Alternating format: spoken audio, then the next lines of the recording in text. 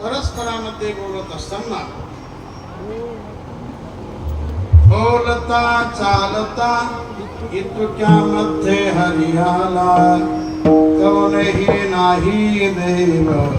दृष्टीने देखिला सूक्ष्म रूप धरणी डेऱ्या